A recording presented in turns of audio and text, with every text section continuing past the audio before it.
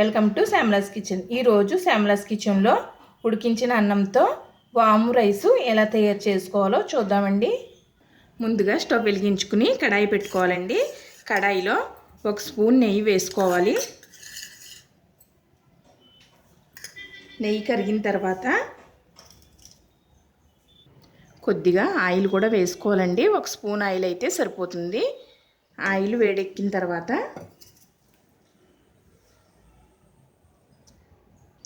వెల్లుల్లి వేసుకోవాలి.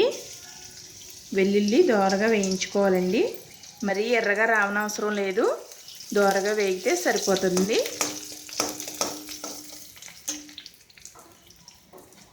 తర్వాత పచ్చిమిర్చి వేసుకోవాలి. మీరు చిన్న ముక్కలుగా తరుగుకున్నా పర్వాలేదు, ఇలా చీరికలా చేసుకున్నా పర్వాలేదు. చిన్నపిల్లలు అయితే చిన్న ముక్కలు తినడానికి ఇబ్బంది పడతారు కాబట్టి నేను ఈ విధంగా చీరికలు చేశాను అన్నమాట. ఇప్పుడు ఇందులో ఇంగువ వేసుకోవాలండి.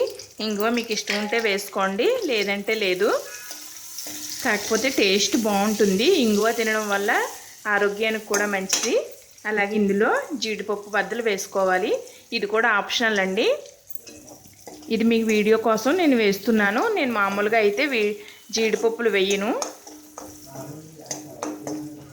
అలాగే 1/2 టీ స్పూన్ ఆవాలు కూడా వేసుకుని దోరగా వేయించుకోవాలి.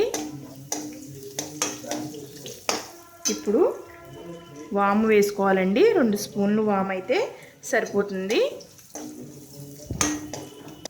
అలాగే ఎండుమిర్చి కరివేపాకు కూడా వేసుకుని వేయించుకోవాలి.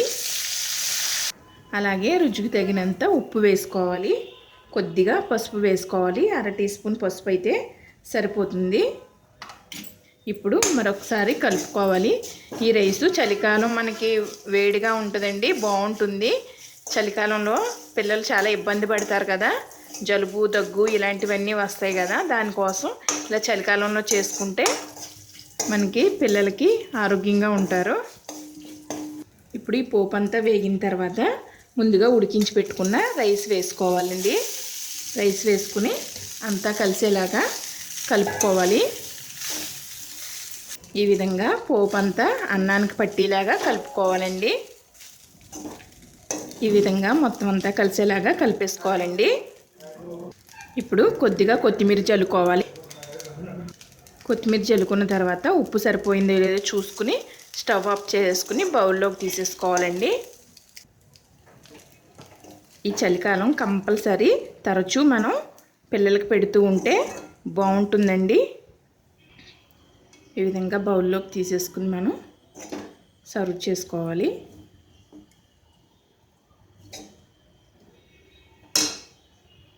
ఫ్రెండ్స్ చూసారండి ఎంత ఈజీగా చేసుకోవచ్చో. వామ్ రైసు చాలా టేస్టీగా ఉంటుందండి. పిల్లలు బాగా ఇష్టపడతారు మనం ఇలా చేసి పెడితే.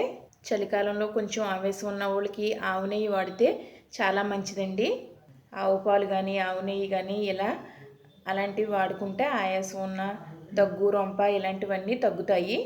పిల్లలకి లంచ్ బాక్స్లో పెట్టినా మనం కూరలు ఏమీ లేనప్పుడు చేసుకున్న చాలా టేస్టీగా ఉంటుందండి. మనం రైస్ పొడి పొడిలాడుతూ ఉండాలి. ఫ్రెండ్స్ ఈ వీడియో నచ్చితే please subscribe my channel, share చేయండి, లైక్ చేయండి. మీ సలహాలను కమెంట్స్ ద్వారా తెలియజేయండి. Thank you for watching.